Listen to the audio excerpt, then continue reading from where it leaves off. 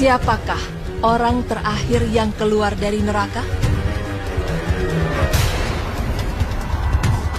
Pemirsa, mengenai surga dan neraka, tentunya kita sudah mengetahui informasi cukup banyak mengenai seperti apa isinya.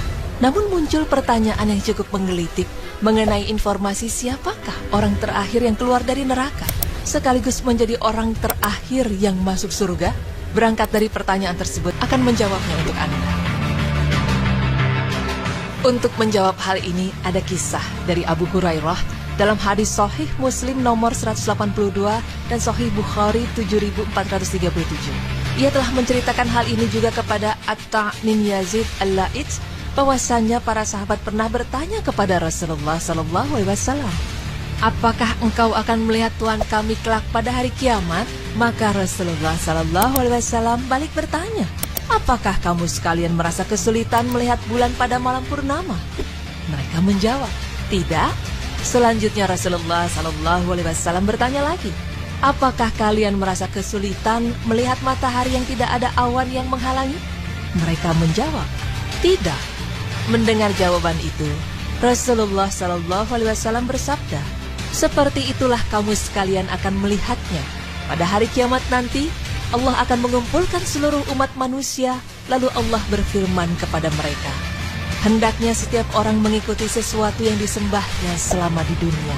Oleh karena itu, orang yang menyembah matahari mengikuti matahari, orang yang menyembah bulan mengikuti bulan, dan orang yang menyembah berhala mengikuti berhala. Sedangkan orang-orang munafik dari kalangan umat Muhammad tetap berdiri di tempat dan tidak bergerak sama sekali, karena yang disembah oleh mereka tidak jelas.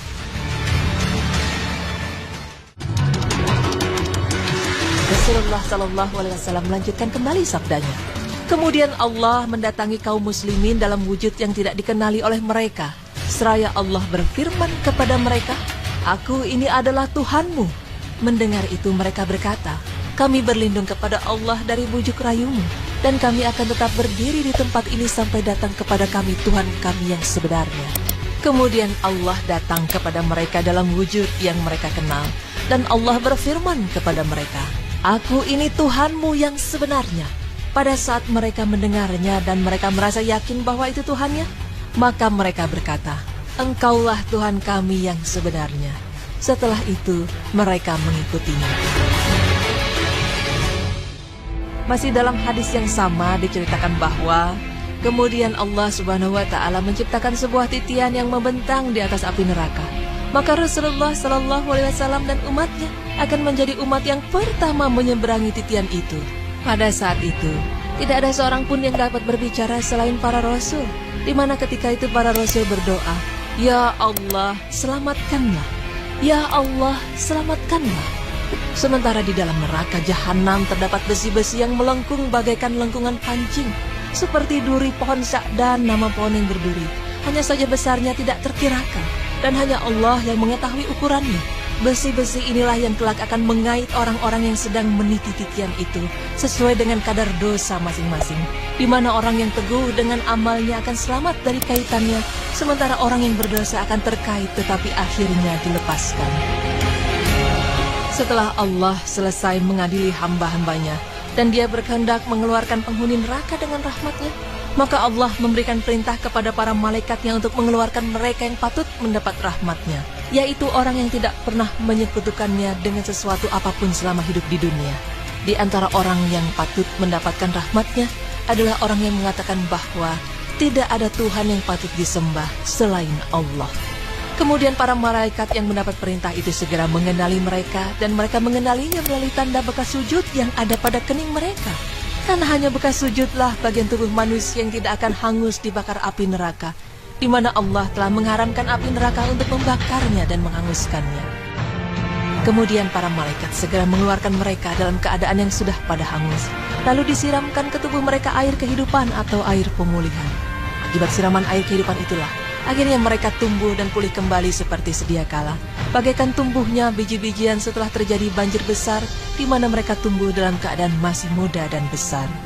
Setelah Allah selesai mengadili dan memvonis hamba-hambanya, tiba-tiba terlihat seseorang yang masih tertinggal, sedang mengarahkan pandangannya ke arah neraka.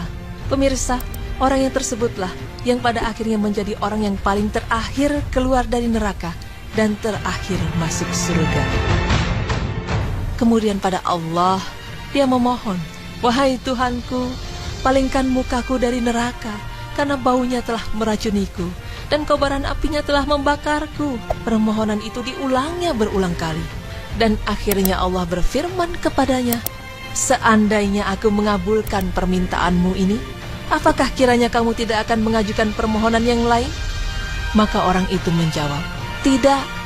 Kemudian dia berjanji dengan sungguh-sungguh kepada Allah bahwa dia tidak akan mengajukan permohonan apapun lagi. Akhirnya permohonan itu dikabulkan Allah, di mana Allah memalingkan muka orang itu dari neraka. Akan tetapi, ketika dia dihadapkan ke arah surga dan dia menyaksikan kemegahan yang ada di baliknya, maka dia terdiam dalam beberapa saat. Lalu dia memohon kepada Allah, "Wahai Tuhanku, sampaikanlah aku ke dalam pintu surga." Mendengar hal itu, Allah berfirman kepadanya, "Bukankah kamu telah berjanji dengan sungguh-sungguh bahwa kamu tidak akan memohon lagi kepadaku selain permohonanmu yang telah aku kabulkan tadi? Celakalah kamu, wahai anak Adam, kamu telah memungkiri janjimu sendiri, dan aku tidak akan mengabulkan permohonanmu ini."